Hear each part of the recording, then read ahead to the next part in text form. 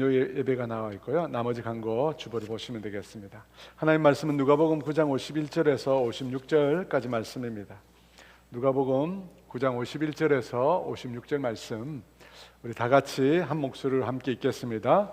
예수께서 성천하실 기약이 차감해 예루살렘을 향하여 올라가기로 굳게 결심하시고 사자들을 앞서 보내심에 그들이 가서 예수를 위하여 준비하려고 사마리아인의 한 마을에 들어갔더니 예수께서 예루살렘을 향하여 가시기 때문에 그들이 받아들이지 아니하는지라 제자 야고보와 요한이 이를 보고 이르되 주여 우리가 불을 명하여 하늘로부터 내려 저들을 멸하라 하기를 원하시나이까? 예수께서 돌아보시며 꾸짖으시고 함께 다른 마을로 가시니라. 아멘. 오늘 예배를 위해서 여러분 드신 헌금을 위해서 함께 기도하겠습니다. 하나님 아버지, 오늘도 우리에게 은혜 주셔서 감사합니다. 주님의 특별한 부르심을 따라 오늘 이곳에 우리가 와 있는 줄 믿습니다. 우리의 계획과 우리의 생각대로 온 것이 아니라 하나님의 계획과 뜻을 따라 오늘 이곳으로 주님이 우리를 인도하신 줄 믿습니다. 하나님 아버지, 오늘 예배를 통해서 하나님이 영광 받아 주시옵소서. 그리고 우리를 위하여 예비하신 풍성한 은혜와 사랑을 우리 가운데 부어 주시옵소서. 성령님의 임재 가운데 예배하기를 원하고 주님께서 주시는 생명의 말씀 우리가 받기를 원합니다. 그 말씀이 우리에게 영이 되고 생명이 되고 아버지 힘이 될 수 있도록 그 말씀 우리 가운데 이 시간 부어 주시옵소서. 주님, 이 시간 나오면서 아버지 물질의 경배로 주 앞에 올려드립니다. 어려운 때를 살고 있는 우리 성도들의 기업과 사업을 주님께서 축복하여 주시고 늘 주님과 동행하게 하시고 하나님이 함께 하심으로 형통케 되는 복을 우리 모두가 누리게 하여 주시옵소서. 우리 모두가 이 세상에서 주님의 손에 붙들려 하나님 아버지 축복의 통로, 은혜의 통로로 쓰임받게 하여 주시옵소서. 우리를 통하여 또 누군가가 은혜 받고 또 누군가가 주님을 만나는 그런 은혜가 있도록 하나님 우리의 삶 가운데 일하여 주시옵소서. 감사하며 예수님의 이름으로 기도합니다. 아멘. 오늘 본문이 기록되어 있는 누가복음 9장에 보면 예수님께서 변화산에 오르는 그런 장면이 나옵니다. 베드로, 야고보, 요한 이 세 명의 제자들을 데리시고 예수님께서 변화산에 오르시는데 예수님께서 그 제자들 앞에서 용모가 변화되게 되십니다. 예수님 당신의 본연의 모습, 곧 영광스러운 하나님의 모습으로 예수님께서 변하신 것입니다.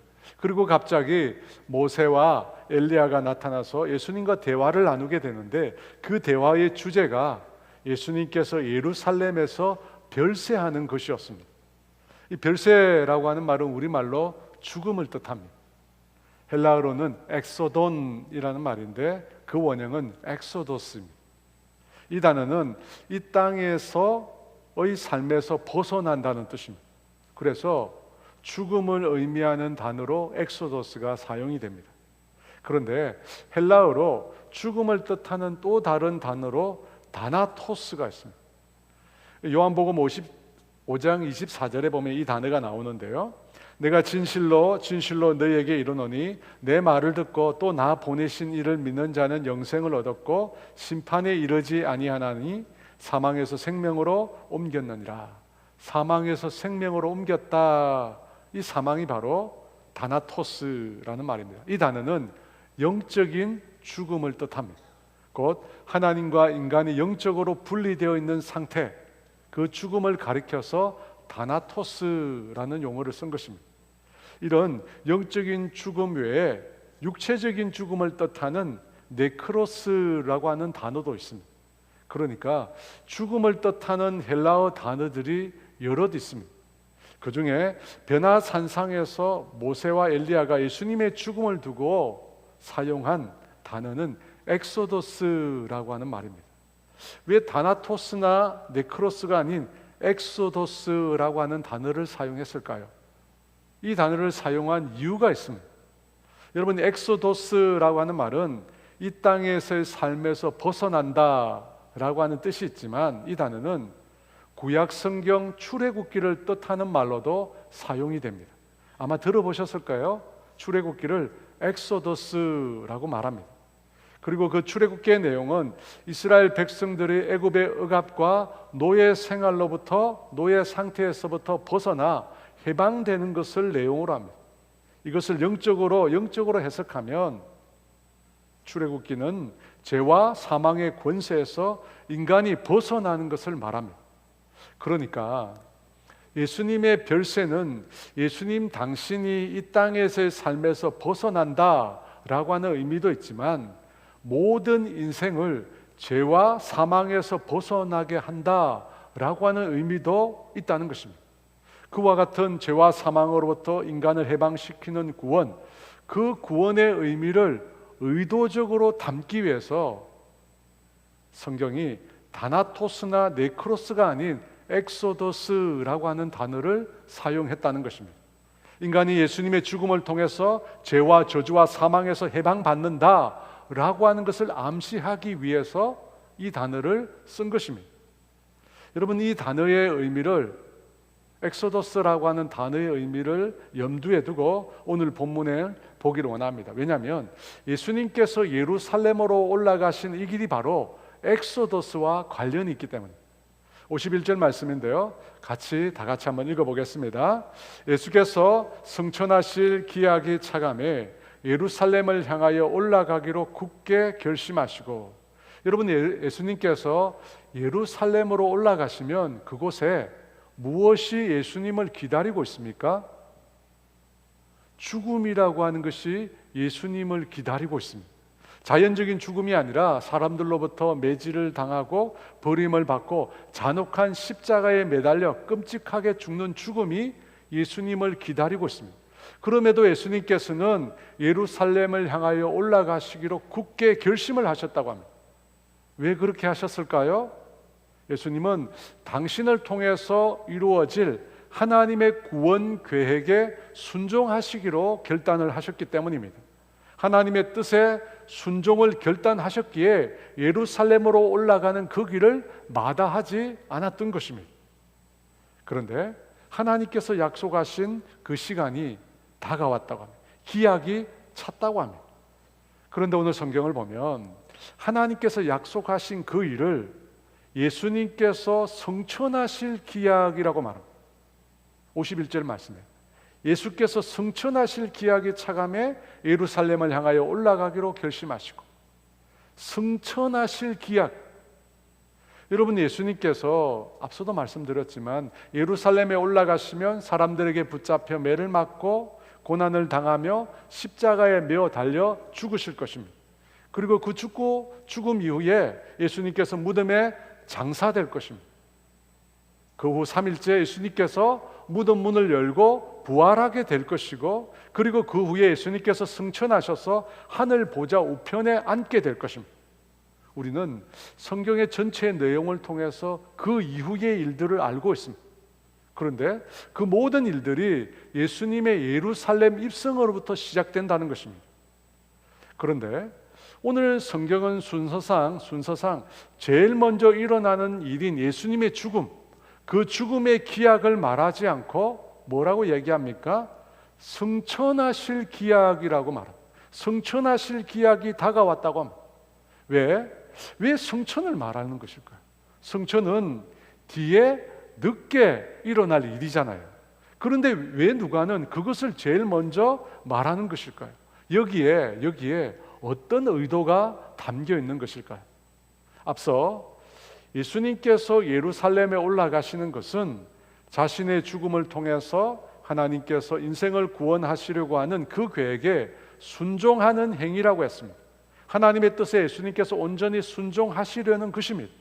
그런데 그 순종은 결코 쉬운 것이 아닙니다. 예수님 당신의 모든 것을 다 버려야 하는 것입니다.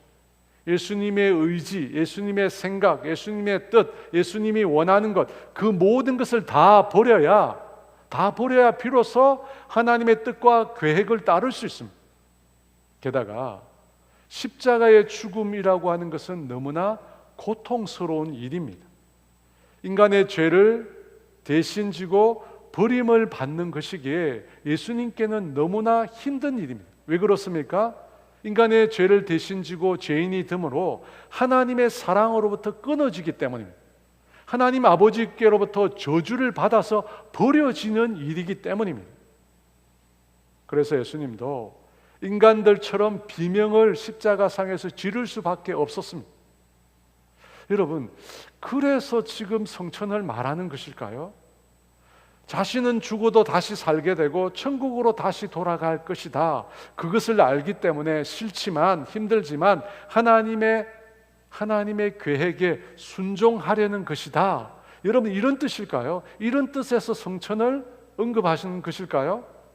죽어도 조금 있으면 곧 승천할 테니까 조금만 참자, 조금만 견디자, 그런 의도로 예수님께서 순종하시기로 한 것일까요?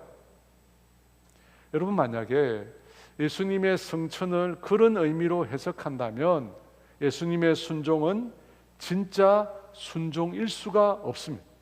왜냐하면 그런 태도는 순종의 본질에서 벗어나기 때문에. 여러분, 순종의 본질이 무엇이라고 했습니까? 자기를 버리는 것입니다. 여러분, 순종의 본질은 자아를 부인하는 것입니다. 그런데 곧 다시 살아서 승천할 거니까 잠시만 견디자, 잠시만 참자 했다면 여러분, 이것은 여전히 자기를 버리지 못하는 것입니다. 여전히 자기 중심적인 것입니다. 겉으로는 하나님의 뜻을 따르는 것 같지만 그 내면은 전혀 그렇지 못하다는 것입니다. 여러분, 만약에 예수님께서 그렇게 겉으로만 보이는 순종을 했다면 예수님의 순종의 의미는 퇴색될 것입니다. 온전한 순종이라고 우리가 볼 수 없을 것입니다. 그렇다면 여기서 말하는 성천은 어떤 의미일까요? 이 성천의 의미를 우리가 이해하기 위해서는 앞서 나온 별세, 엑소도스라고 하는 의미를 다시 생각해 봐야 합니다. 여러분, 엑소도스가 무슨 뜻이라고 했습니까? 예수님께서 이 땅에서의 삶에서 벗어나는 것이라고 했습니다. 그런데 그뿐만 아니라 모든 인생을 죄와 사망에서 벗어나게 하는 것을 의미한다고 했습니다. 단지 예수님 당신의 죽음만을 의미하는 것이 아니라 모든 성도, 예수 믿는 모든 성도들의 영적인 출애굽을 의미한다고 했습니다. 죄와 저주와 죽음 가운데 있는 인생들을 건져내는 모든 것을 예수님의 별세, 엑소도스가 의미한다는 것입니다. 여러분, 이 승천이라는 말은 헬라어로 아날렘푸세우스라고 하는 말인데, 이 단어는 위로 끌어올리다라는 뜻입니다. 구약 성경에 보면 죽음을 보지 않고 승천한 두 사람이 나옵니다. 한 사람은 에녹이고 한 사람은 엘리야입니다. 창세기 5장 24절에 에녹이 하나님과 동행하더니 하나님이 그를 데려가심으로 세상에 있지 아니하였더라. 열왕기하 2장 10절에 이르되 내가 어려운 일을 구하는도다. 그러나 나를 내게서 데려가시는 것을 내가 보면 그 일이 내게 이루어지려니와 그렇지 아니하면 이루어지지 아니하리라 하고, 이 두 말씀에서 데려가신다라고 하는 표현이 헬라어로 아날렘푸세우스입니다. 그러니까 승천은 위에서 아래에 있는 사람들을 끌어올리는 것입니다. 예수님도 에녹과 엘리야 마찬가지로 위로 끌어올림을 받으신 것입니다. 여러분, 이것을 신학적 용어로 예수님의 승귀라고 합니다. 오를 승자에 돌아갈 길을 써서 승귀라고 합니다. 그러니까 예수님을 위로 끌어올려서 예수님의 본래의 자리로 돌아가게 하셨다는 뜻입니다. 그러면 예수님의 본래 자리가 어딜까요? 그분은 어디에 계셨던 것일까요? 로마서 8장 34절에 이렇게 말씀합니다. 누가 정죄하리요? 죽으실 뿐 아니라 다시 살아나신 이는 그리스도 예수시니 그는 하나님 우편에 계신 자요 우리를 위하여 간구하시는 자신이라. 여러분, 예수님의 본래 자리는 하나님 우편이었습니다. 모든 권세와 능력을 말하는 하나님의 우편, 그곳에 계신 예수님은 만물을 다스리시는 분이십니다. 만물의 왕이십니다. 만주의 주가 되시는 분이십니다. 그렇다면 여러분, 다시 승천은 어떤 의미일까요? 왜 누가는 예루살렘으로 올라가는 예수님을 가리켜 그의 죽음을 말하지 않고 성천의 기약이 다가왔다 이런 말을 했을까요? 이 단어, 이 성천이란 말에 어떤 의도가 있을까요? 벨스에서 말하는 엑소더스처럼 예수님의 성천도 예수님 자신만을 위한 성천이 아니라는 겁니다. 예수님을 믿고 따르는 사람들의 성천을 예수님께서 약속하고 계신 표현입니다. 엑소더스가 예수님의 죽음만이 아니라 영적인 출애굽을 의미한다고 했습니다. 아날렘프세우스도 성천도 예수님만의 성천이 아니라 예수님 자녀들, 예수님을 믿고 따르는 사람들의 성천도 의미한다는 것입니다. 여러분, 바로 그것이 성천이라고 하는 단어를 쓴 이유입니다. 요한복음 14장 1절과 3절에 보면 그 말씀의 내용이 잘 나옵니다. 이렇게 말씀합니다. 너희는 마음에 근심하지 말라. 하나님을 믿으니 또 나를 믿으라. 내 아버지 집에 거할 곳이 많도다. 그렇지 않으면 너희에게 일렀으리라. 내가 너희를 위하여 거처를 예비하러 가노니 가서 너희를 위하여 거처를 예비하면 내가 다시 와서 너희를 내게로 영접하여 나 있는 곳에 너희도 있게 하리라. 예수님께서 당신의 제자들에게 당신이 이 땅을 떠나는 것에 대해서 근심하지 말라고 합니다. 예수님께서 성천하시는 것은 제자들이 머물 곳을 예비하러 가는 길이라고 말씀하십니다. 그리고 그것을 예비하고 나면 어떻게 하시겠다고 합니까? 너희를 내게로 영접하여 나 있는 곳에 너희도 있게 하리라.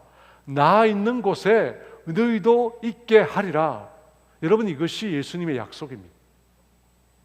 여러분, 예수님의 성천은 단지 예수님 자신만의 성천이 아닙니다. 당신을 따르는 자들, 예수님을 믿고 예수님을 말씀을 따라 살아가는 오늘 우리에게 주시는 약속입니다. 바로 그 성천의 약속을 강조하기 위해서 누가는 예루살렘으로 올라가는 예수님에 대해서 죽음이 가까웠다고 말하지 않고 성천하실 기약이 찼다고 말을 한 것입니다.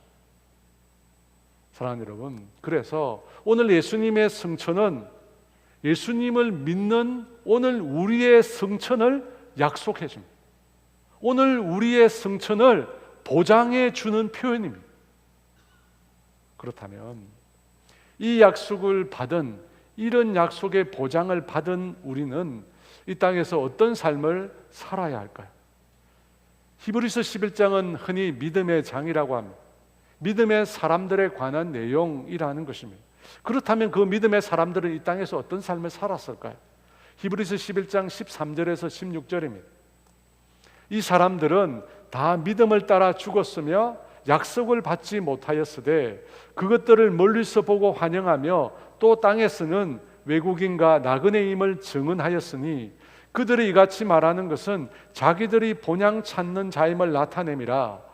그들이 나온 바 본향을 생각하였더라면 돌아갈 기회가 있었으려니와 그들이 이제는 더 나은 본향을 사모하니 곧 하늘에 있는 것이라. 이러므로 하나님이 그들의 하나님이라 일컬음 받으심을 부끄러워하지 아니하시고 그들을 위하여 한 성을 예비하셨느니라. 13절 말씀에 보면 믿음의 사람들은 이 땅에서 외국인과 나그네로 살았다고 합니다. 외국인과 나그네는 자기 거처가 없는 사람들입니다. 이 땅에 자기 거처가 없다는 것입니다. 그래서 14절에 보면 그들이 본향을 찾는다고 합니다. 자신의 영혼이 머물 수 있는 본향을 찾는다고 합니다. 그런데 15절에 보면 그 본향은 육신이 태어나서 자란 고향이 아니라고 합니다. 만약 그것이 진짜 본향이면 돌아갈 수 있었을 것이라고 합니다. 그래서 16절에 믿음의 사람들이 진정으로 찾는 본향은 더 나은 본향, 곧 하늘에 있는 본향이라고 말합니다. 그리고 그 본향을 사모한다고 합니다. 그리고 하나님께서는 그 믿음의 사람들을 위하여 하늘나라에 한 성을 예비하셨다고 말씀합니다. 사랑하는 여러분, 이 히브리서 말씀은 예수님께서 제자들에게 하신 말씀과 똑같습니다. 주님께서 하늘나라의 낙원에 우리를 위하여 영원한 거처를 예비하신다고 합니다. 그래서 여러분, 예수님을 믿는 사람들은 땅에 살지만 땅에 속한 자가 아닌 것입니다. 우리는 이 땅에 살지만 영원한 하늘나라의 거처를 둔 하늘에 속한 사람인 것입니다. 하늘 시민으로 우리가 이 땅을 산다는 것입니다. 여러분, 그렇다면 하늘 시민은 이 땅에서 어떻게 살까요? 마태복음 6장 19에서 21절은 이렇게 말합니다. 우리 다 같이 있습니다. 너희를 위하여 보물을 땅에 쌓아두지 말라. 거기는 좀과 동록이 해하며 도둑이 구멍을 뚫고 도둑질하느니라. 오직 너희를 위하여 보물을 하늘에 쌓아두라. 거기는 좀이나 동록이 해하지 못하며 도둑이 구멍을 뚫지도 못하고 도둑질도 못하느니라. 내 보물이 있는 그곳에는 내 마음도 있느니라. 사랑하는 여러분, 우리 모두가 하늘의 보화를 쌓는 그런 사람으로 살기를 원합니다. 왜냐하면 그곳이 우리가 영원토록 머물 곳이기 때문입니다. 여러분, 성경은 너무나 날카롭게도 내 보물이 있는 그곳에 내 마음이 있다고 합니다. 그렇다면 여러분의 마음은 진정 어디에 있습니까? 여러분, 이 땅에 있습니까? 아니면 영원히 우리가 거주할 하늘, 하나님의 나라에 있으십니까? 예루살렘으로 올라가시는 예수님을 가르쳐 승천하실 기약이 찼다고 한 것은 예수님을 믿고 구원 얻을 백성들이 누리게 될 하늘나라를, 사실 그 하늘나라를 예수님께서 바라보셨다는 뜻입니다. 예수님께서 그걸 보신 것이에요. 그래서 예수님께서 그걸 보셨어요. 예수를 믿고 구원을 얻을 사람들이 하늘나라의 거처를 마련하게 될 것을 예수님이 보셨어요. 그래서 자신이 순종할 것을 결심하신 것입니다. 당연히 하나님 아버지의 말씀이기에, 뜻이기에, 계획이기에 예수님이 순종하셨습니다. 그런데 그뿐만 아니라 예수님은 당신의 순종을 통해서 자기 백성, 하나님을 믿는 백성들이 얻게 될 것이 무엇인지를 아셨습니다. 예수 믿는 사람들이 하늘나라, 승천하게 될 것을 예수님이 아신 거예요. 그래서 여러분, 예수님께서 하나님의 말씀에, 하나님의 뜻에, 계획에 순종하신 것입니다. 예수님을 믿음으로 죄와 저주에서 벗어나 구원을 얻게 되고 새 생명을 소유하게 되고 더 나아가 하늘나라를 소유하게 될 것을 예수님께서 아신 것입니다. 예수님께서 아셨기 때문에 십자가의 고통을 예수님께서 기쁘게 받아들이신 것입니다. 당신의 십자가 이후에 이루어질 자기 백성들의 놀라운 구원과 성천의 미래를 보셨기에 순종을 결단하신 것입니다. 여러분, 예수님께서 그걸 보셨다면 오늘 예수님을 믿고 따르는 우리는 무엇을 봐야 할까요? 무엇을 보면서 우리의 삶을 살아야 할까요? 예수님의 공생의 마지막 시간을 5과정으로 간단하게 정리할 수 있습니다. 십자가, 죽음, 부활, 승천, 보좌에 앉음. 여러분, 이 5과정 중에서 누가는 승천만을 꼭 집어서 예수님의 사역을 설명했습니다. 분명히 십자가도 있고 죽음도 있는데 누가는 승천에 주목했습니다. 흔히 우리는 예수님의 고난에 많이 주목하잖아요. 그런데 왜 누가는 승천에 주목했을까요? 여러분, 그것이 예수님의 마지막 최종 결론이거든요. 예수님은 결국 승천에서 보좌에 앉으실 것입니다. 그것이 예수님의 마지막 모습입니다. 죽음이 마지막이 아니라, 무덤이 마지막이 아니라 승천하여 하늘 보좌에 앉는 것이 예수님의 마지막 결론입니다. 마지막 모습입니다. 그래서 승천에 주목한 것입니다. 여러분, 예수님을 믿는 사람들의 마지막 결론도 승천입니다. 예수님을 믿는 자들이 종국에 가게 될 곳도 결국 하늘나라. 저와 여러분의 마지막 결론도 여러분 승천이에요. 우리의 인생의 마지막 결론이 하늘나라입니다. 그래서 성경이 승천을 말하는 것입니다.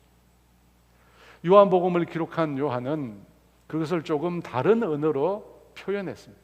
요한복음 12장 23절 24절에 이렇게 말합니다. 예수께서 대답하여 이르시되 인자가 영광을 얻을 때가 가까이 왔도다. 때가 왔도다. 내가 진실로 진실로 너희에게 이르노니 한 알의 밀이 땅에 떨어져 죽지 아니하면 한 알 그대로 있고 죽으면 많은 열매를 맺느니라. 요한이 예수님에 대해서 뭐라고 합니까? 인자가 영광을 얻을 때가 가까이 왔다고 합니다. 영광. 그러면서 뭐라고 하면 그 다음 절에 한 알의 밀이 땅에 떨어져 죽게 된다고. 죽음을 말합니다. 영광을 얻을 때가 가까이 왔다고 말하면서 그 다음 죽음을 말합니다. 왜 이렇게 말할까요? 왜 죽음이 바로 눈앞에 있는데 영광을 말하는 것일까요? 십자가 죽음 이후에 부활, 승천, 그 다음에 보좌가 있기 때문에, 십자가의 죽음 이후에 부활, 승천, 보좌가 이어지기 때문입니다. 여러분, 여기서 말하는 영광은 영광의 보좌를 가리키는 것입니다. 마태복음 19장 28절에 예수께서 이르시되 내가 진실로 너희에게 이르노니 세상이 새롭게 되어 인자가 자기 영광의 보좌에 앉을 때에 나를 따르는 너희도 12 보좌에 앉아 이스라엘 12지파를 심판하리라. 그러니까 여러분, 누가는 예수님의 승천에 주목을 한 것이고 사도 요한은 예수님의 영광의 보좌에 주목한 것입니다. 왜 그들은 십자가나 죽음에 주목하지 않고 그 이후의 모습에 주목했을까? 사랑하는 여러분, 이 세상을 살고 있는 사람들의 삶의 특징을 한마디로 하면 그들은 그냥 눈에 보이는 지금 현실에 따라 산다고 할 수 있습니다. 거의 대부분의 사람들은 내일을 보지 못하고 삽니다. 더 나아가 죽음 이후를 보지 못하고 살고 있습니다. 그러면 예수님을 믿는 오늘 우리 신앙인들은 어떻게 살아야 합니까? 여러분, 우리는 어떻게 과연 살아야 하는 것일까? 안타깝게도 많은 신앙인들조차 세상 사람들처럼 지금 눈앞의 현실만 보며 살고 있습니다. 여러분, 우리 신앙의 어려움을 겪는 문제는 바로 이것 때문입니다. 엘리야 선지자가 그랬습니다. 그는 갈멜 산상에서 850명이나 되는 바알과 아세라 선지자들과 대결해서 위대한 승리를 거두었습니다. 그럼에도 엘리야 선지자는 북이스라엘의 왕 이세벨의 죽음의 위협 앞에 두려워서 도망을 가게 됩니다. 그는 도망을 가서 로뎀 나무 아래에 이르러서는 하나님께 죽기를 소원하게 됩니다. 여러분, 엘리야 선지자가 도대체 왜 이렇게 된 것일까요? 그는 자신을 통해서 하나님께서 놀라운 역사를 일으키셨습니다. 그것을 보았음에도 왜 그는 지금 죽을 것을 소원하게 된 것일까요? 여러분, 이유는 간단합니다. 놀라운 하나님의 역사가 일어났음에도 현실은 아무런 변화가 없었기 때문입니다. 겉으로 보기에 갈멜산의 역사와 그 이후의 상황은 변한 것이 아무것도 없었던 것입니다. 그래서 절망한 것입니다. 아무것도 달라진 것이 없었다는 것입니다. 현실은 여전히 그들이 주님의 제단을 헐고 주의 선지자를 죽이고 엘리야 자신밖에는 아무도 남은 자가 없다는 것입니다. 여러분, 이것이 현실입니다. 그런데 엘리야 선지자는 그 현실만 본 것입니다. 그 현실만 보고 엘리야 선지자는 절망한 것입니다. 그렇다면 여러분, 우리는 무엇을 보고 살아야 하는 것일까요? 예수 믿는 우리는 과연 무엇을 봐야 하는 것일까요? 예수님은 여러분 무엇을 보았습니까? 우리 신앙인들은 영원한 세계를 볼 수 있어야 합니다. 영원한 세계의 관점에서 오늘 우리 자신을 볼 수 있어야 합니다. 여러분, 우리 인생의 마지막 결론에서, 우리 인생의 마지막에서 지금 오늘 현실을 봐야 한다는 것입니다. 여러분, 그렇게 하지 못하면 우리 모두도 당장의 눈앞의 현실밖에 볼 수 없게 됩니다. 그러면 우리 역시도 세상 사람들과 다를 바가 없습니다. 오늘 죽음 앞에서 절망하는 엘리야 선지자와 다를 바가 없는 것입니다. 여러분, 우리는 우리 인생 끝에서 지금의 우리를 봐야 합니다. 그리고 우리 인생의 마지막 관점에서 오늘 우리의 삶을 살 수 있어야 합니다. 예전에 아프리카 보츠와나에서 선교하시는 이 김혜영 선교사님 얘기를 들은 적이 있습니다. 이분은 태어날 때 여자라는 이유로 그 아버지가 선교사님을 포대기로 싼 채로 집어 던졌습니다. 그래서 척추 손상을 입어서 장애인이 되었다고 합니다. 그래서 신장이 134cm라고 합니다. 어린 시절 어머니의 학대에 못 이겨 선교사님은 집을 나와서 기술학교에 들어가게 되었습니다. 그곳에서 만난 선생님 때문에 교회를 다니게 되었고 15살 때 예수님을 만나게 되었습니다. 이 신체 장애로 인해서 서 있을 때마다 큰 통증을 느끼며 살았지만 예수님을 만나고 난 이후에 그 인생이 완전히 달라지게 되었습니다. 그 후에 열심히 기술을 배워서 세계 장애인 기능 대회에서도 당당히 1위에 입상을 하게 되었습니다. 하지만 이 두 번의 대학 입시에 실패하고 난 이후에 당시에는 잘 알지 못했던 아프리카 땅 보츠와나라고 하는 곳에 가서 14년을 선교 활동을 하게 되었습니다. 사실 선교사님이 원했던 것은 대학에 가고 싶었어요. 정말 대학에 가고 싶어요. 그런데 연이어 실패를 하니까 1년만 선교지에 가서 봉사를 해야겠다 하는 마음으로 떠난 걸음이 14년이 지나게 된 것입니다. 그 14년을 마치고 난 이후에 김혜영 선교사님은 미국 컬럼비아 대학에 입학을 하게 되었습니다. 자신이 그토록 꿈꿨던 대학에 들어가게 되었고 그곳에서 사회복지학을 전공하게 되었습니다. 그런데 그때 그 대학에 가서 공부를 하면서 깨달은 것이 뭐냐면 이 모든 일, 자신의 인생에서 일어나는 이 모든 일들을 하나님께서 이미 계획하고 계셨다는 사실이었습니다. 아프리카 보츠와나에서 선교활동한 것과 미국에서 대학생활을 하게 된 이 모든 일들을 하나님께서 계획하고 계셨다는 것을 깨달았다는 것입니다. 그걸 하나님이 깨닫게 해주셨대요. 그래서 그리고 난 다음에 후회가 되더라고요. 후회가.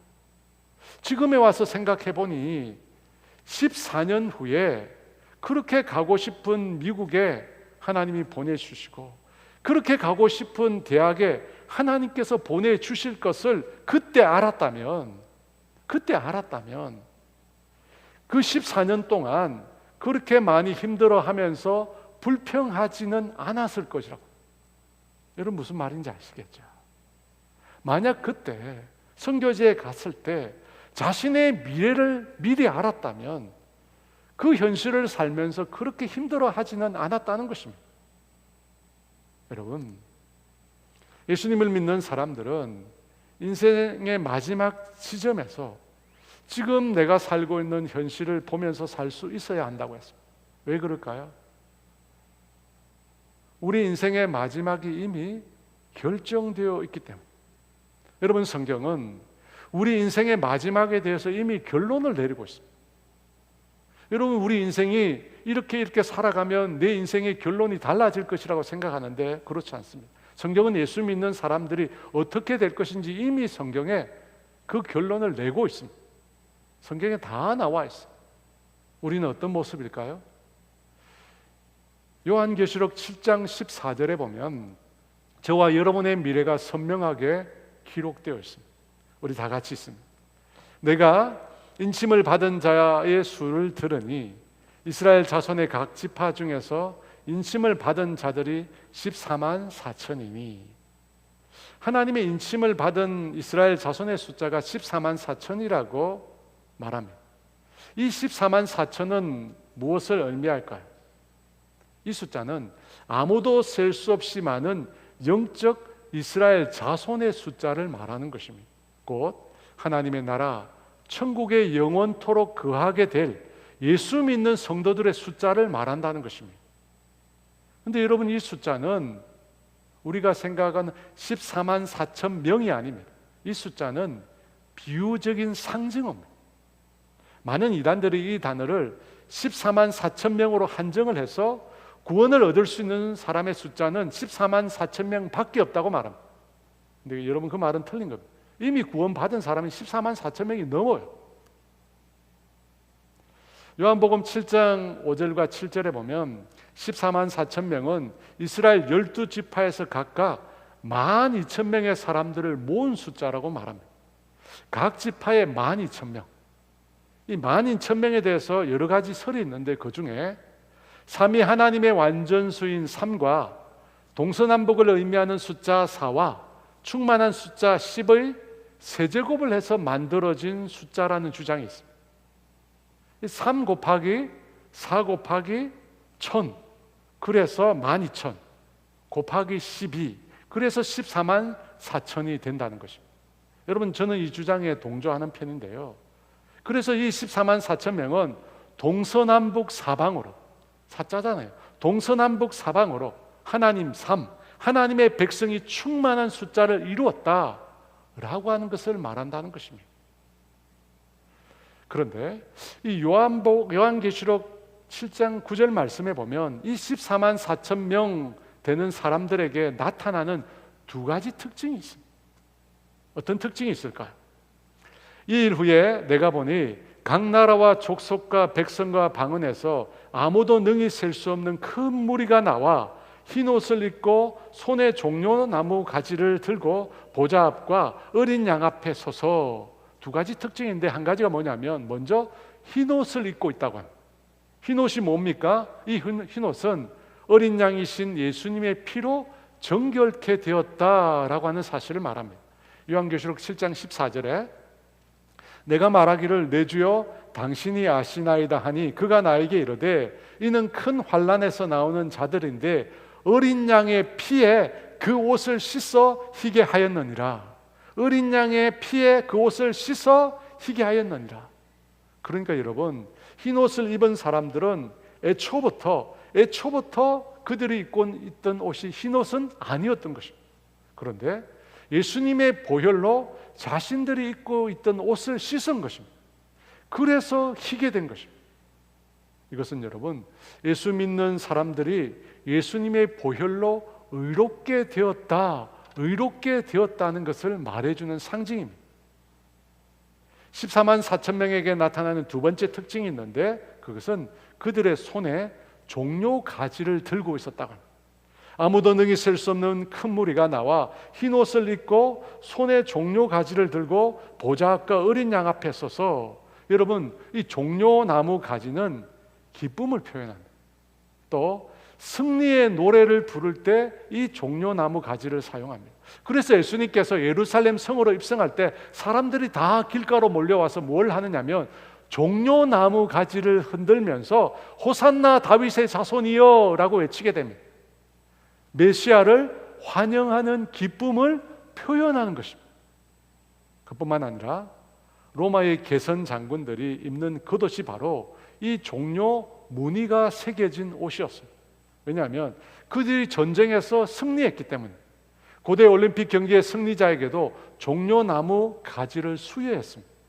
여러분 그래서 종려나무는 가지는 승리를 상징하는 것입니다.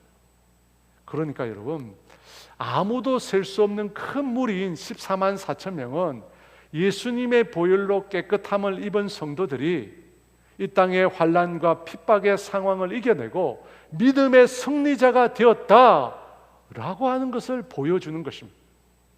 수없이 많은 하나님을 믿는 사람들이 이 땅에서 믿음의 경주에서 승리하였다라고 하는 것을 보여주는 환상이 바로 14만 4천 명의 환상이라는 것입니다.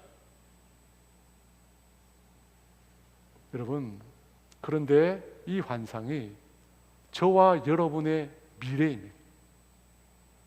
저와 여러분의 인생의 결론이 바로 이것입니다. 여러분 그렇지 않습니까? 우리 모두는 하나님의 나라에서 영원한 천국에서 14만 4천 명이 되어서 그 하나님 앞에서 기뻐하면서 승리의 노래를 우리 모두가 부르게 될 것입니다. 요한계시록 7장 10절은 이렇게 말합니다. 큰 소리로 외쳐 이르되 구원하심이 보좌에 앉으신 우리 하나님과 어린 양에게 있도다. 14만 4천 명이 보좌를 둘러싸고 우리 하나님과 어린 양을 향하여 큰 소리를 외치며 노래합니다. 구원하심이 보좌에 앉으신 우리 하나님과 어린 양께 있도다. 여러분, 이 모습이 저와 여러분의 미래입니다. 예수 믿는 우리의 미래가 바로 이 모습입니다. 여러분, 이 일은 반드시 이루어질 것입니다. 반드시 우리 가운데 이루어질 것입니다. 왜냐하면 우리의 구원을 완성해 가시는 분이 다름 아닌 온 세상 만물의 주권자이신 하나님이시기 때문에, 저와 여러분의 구원의 완성을 이루어 가시는 하나님이 바로 이 세상을 창조하시고 이 세상을 구원하시고 이 세상을 다스리시는 바로 그 하나님이기 때문입니다. 여러분, 그 하나님께서 우리 가운데 이 일을 이루게 되실 것입니다. 그러므로 사랑하는 여러분, 저와 여러분은 이미 승리한 자들입니다. 우리는 이미 이긴 싸움을 싸우고 있는 자들입니다. 그래서 여러분, 우리가 지금 내 눈앞에 있는 현실만 보면 안 됩니다. 우리 앞에 놓이게 될 영원한 세계를, 우리 앞에 놓이게 될 영원한 세계를 우리가 믿음으로 바라봐야 하는 것입니다. 우리 눈앞에 있는 현실만 보면 안 되고 우리에게 이루어질 그 미래를 우리가 바라보는 사람이 되어야 한다는 것입니다. 왜? 그들이 바로 믿음의 사람이기 때문에. 히브리서 11장 1절은 이렇게 말합니다. 믿음은 바라는 것들의 실상이요 보이지 않는 것들의 증거니 주님께서 예비하신 영광스러운 미래를 바라보는 것이 바로 믿음입니다. 그리고 바로 그 관점에서 오늘 우리는 우리의 현실을 봐야 합니다. 사랑하는 여러분, 오늘 성경이 약속하는 것이 무엇입니까? 우리의 마지막에서, 우리가 승천하는 그 시점에서 우리 자신의 지금 현실을 보라는 것입니다. 여러분, 그렇게 보면 무엇이 달라질까요? 우리 삶의 고난이라고 하는 현실만 보면 어떻게 됩니까? 사람들은 낙심합니다, 좌절합니다, 절망합니다. 하지만 우리의 마지막에서 지금 우리의 고난을 보게 되면 그 고난이 어떻게 보일까요? 그 고난은 그리스도의 성품을 닮아가도록 우리에게 주신 하나님의 연단이 됩니다. 나를 다듬기 위해서 하나님이 우리 가운데 주신 연단이 된다는 것입니다. 여러분, 바로 이것입니다. 바로 이것입니다. 예수님을 믿는 사람에게는 고난이 없는 것이 아닙니다. 우리에게도 동일한 고난이 있습니다. 하지만 우리는 그 고난을 바라보는 관점 자체가 다른 것입니다. 우리는 영혼의 관점에서, 우리 인생의 마지막 지점에서 우리 인생을 보게 됩니다. 그래서 고난이 고난으로 보이지 않고, 고난이 우리를 닮게, 우리를 변화시키는, 우리를 다듬으시는 하나님의 연단으로 볼 수 있다는 것입니다. 그러므로 사랑하는 여러분, 오늘 내 눈앞에 있는 현실을 가지고 우리의 삶을 해석하지 마시기 바랍니다. 하나님이 나를 떠났구나, 하나님 나를 버렸구나, 그래서 나에게 고난이 있구나, 여러분 이렇게 해석하지 말라는 것입니다. 여러분, 우리는 우리에게 주어질 마지막 결론을 가지고, 우리 인생에게 주어질 마지막 결론을 가지고 오늘 내 삶을 들여다 봐야 한다는 것입니다. 14만 4천 명의 환상은 사도 요한에게 보였습니다. 당시 사도 요한은 한번 들어가면 절대로 살아나올 수 없다고 하는 생지옥과 같은 밤모섬의 유배를 받은 상황이었습니다.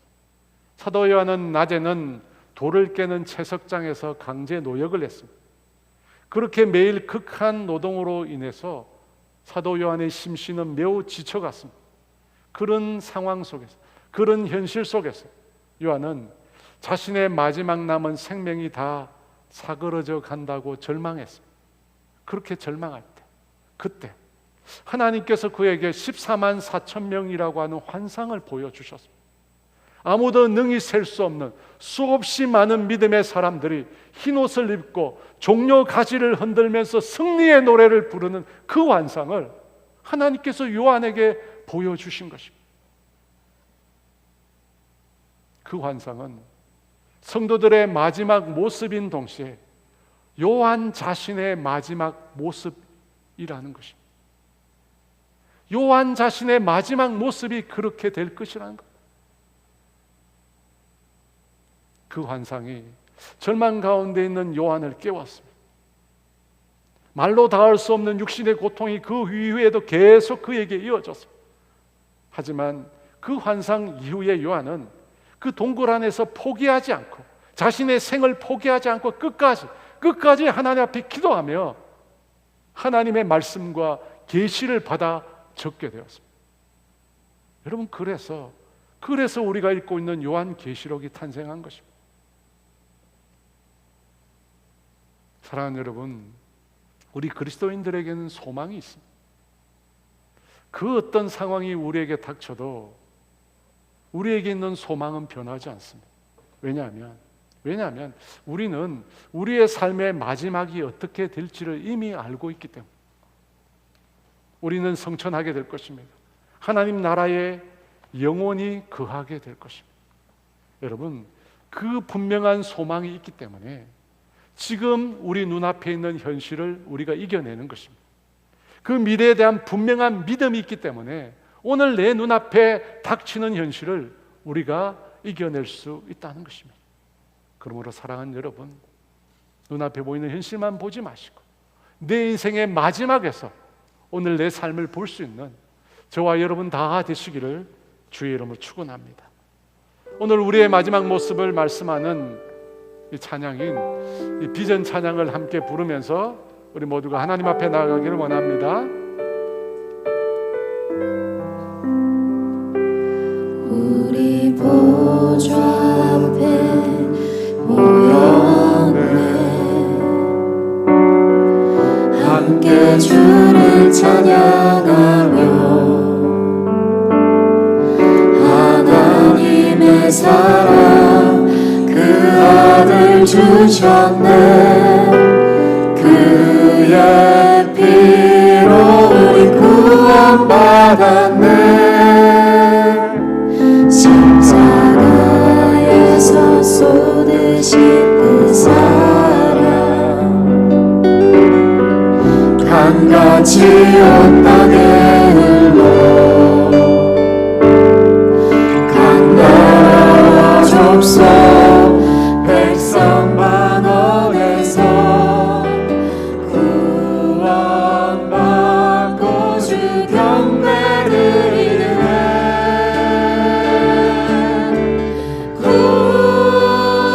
구원하심이 보좌에 앉으신 우리 하나님과 어린 양께 있도다. 구원하심이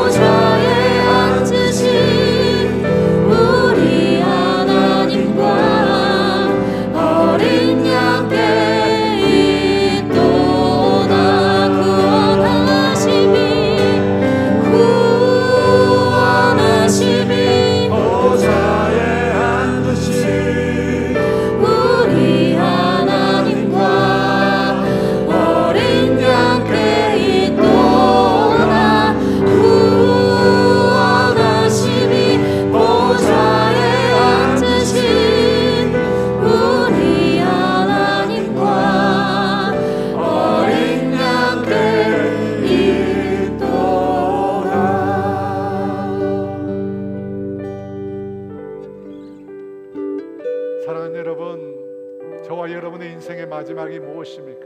우리 인생의 결론이 무엇일까? 보좌에 앉으신 그 하나님과 어린 양을 향하여 온 사방으로부터, 온 세상으로부터 몰려든 수없이 많은 하나님의 백성, 그 옷을 어린 양의 보혈로 씻고 깨끗함을 입은 하나님의 백성들이 이 땅에서 믿음의 삶을 살아면서 승리한 그 승리의 기쁨을 가지고 종려나무 가지를 흔들며 그 보좌를 향하여 찬양하게 될 것입니다. 그곳에 저와 여러분이 함께 서 있게 될 것입니다. 여러분, 그것이 우리 인생의 미래, 우리의 영원한 삶, 미래에 펼쳐질 꿈이고 비전입니다. 여러분, 그것이 우리의 현실이 될 날이 오게 될 것입니다. 여러분, 반드시 그 날이 오게 될 것입니다. 왜냐하면 그 일을 이루실 분이 하나님이시기 때문에.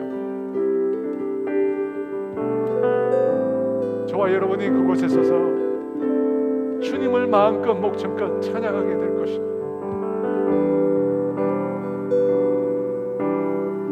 여러분, 그 사실을 우리가 믿음으로 안다면, 그 사실을 우리가 확신한다면, 여러분, 우리는 어떤 삶을 살게 될까요? 여러분, 이 땅에서 우리는 어떤 삶을 살게 될 것입니다.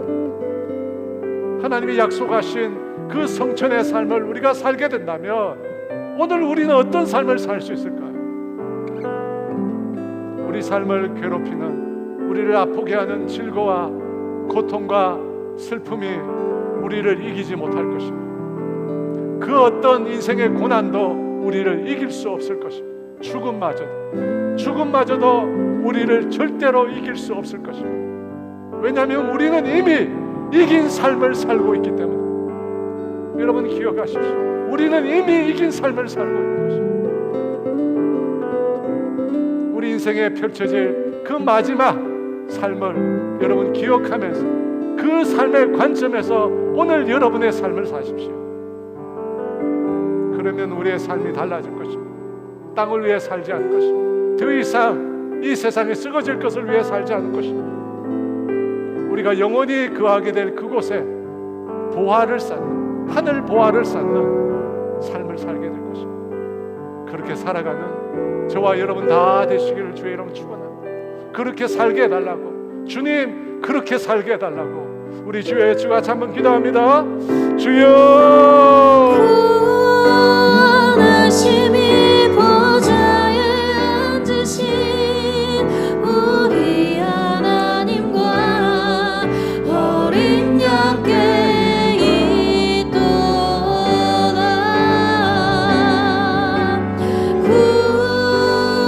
구원하심이 보좌에 앉으신 우리 하나님과 어린 양께 있도다. 구원하심이 보좌에 앉으신 우리 하나님과 어린 양께 있도다. 우리 보좌 앞에 모였네. 함께 주를 찬양하며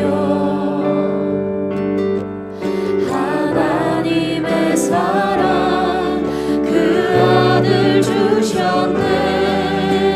그의 피로 우리 구원받았네.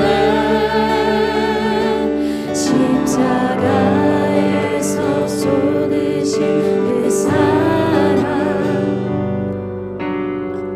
강같이 온 땅에 흘러 각 나라와 족속 백성 만원에서 구원받고 주 경배 드리네. 구원하신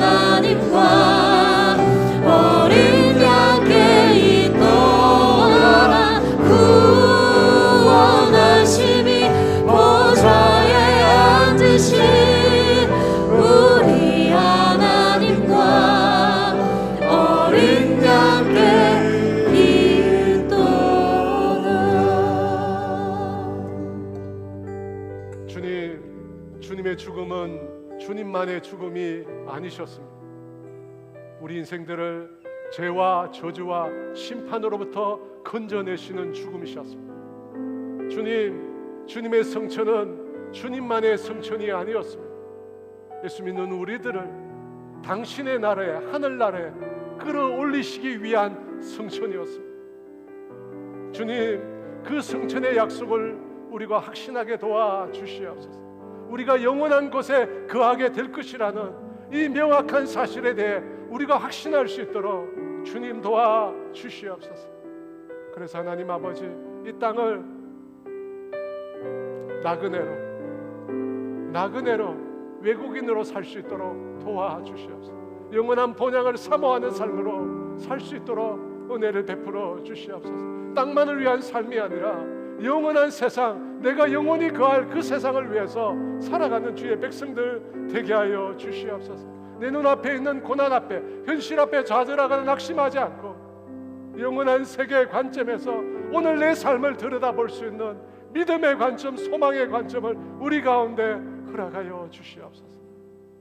지금은 우리 주 예수 그리스도의 은혜와 하나님의 다함이 없는 사랑하심과 성령님의 교통하심과 인도하심과 위로하심, 나를 위해서 예비하신 영원한 세계를 바라보는 믿음으로 살겠다고 다짐하는 사랑하는 성도들 위해 이제로부터 영원토록 함께 하시기를 축원하옵나이다.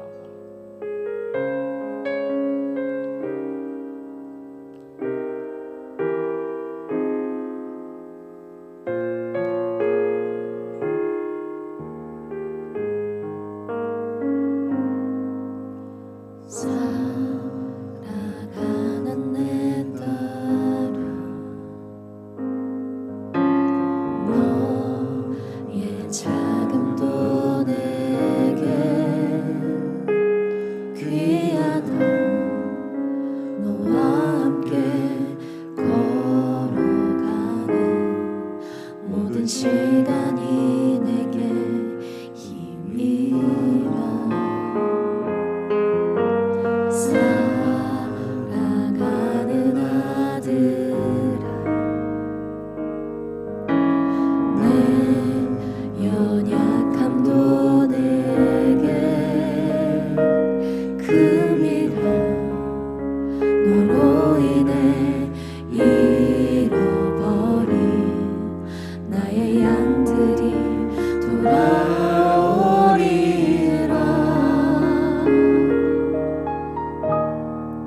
조금 느린 듯해도 기다려주겠니?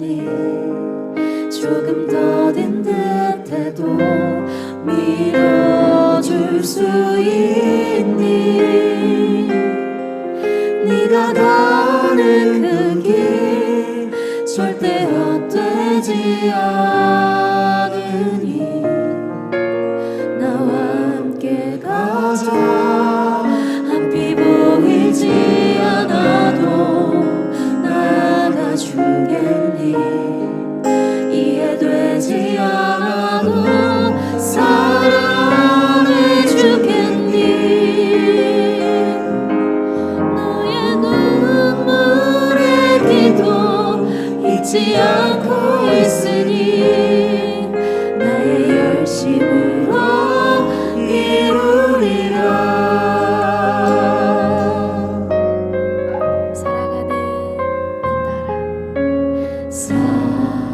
살아가는 내 딸아, 너의 자금도 내게 귀하다. 너와 함께 걸어가는 모든 시간이 내게 힘이라. 살아가는 아들아,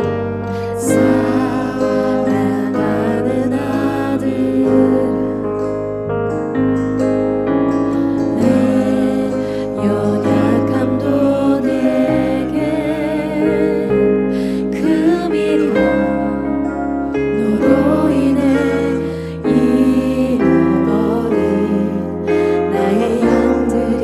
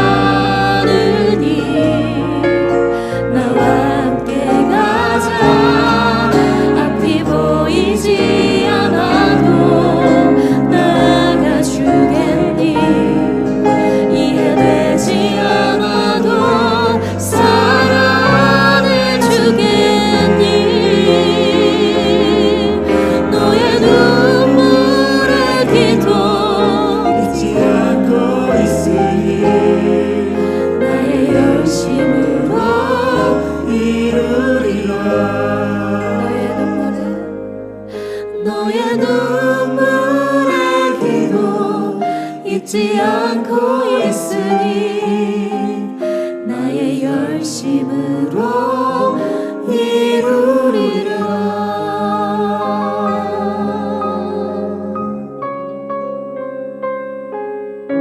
우리를 이루어 가시는 하나님의 열심 안에 승리하신 한 주 되시기를 축복합니다.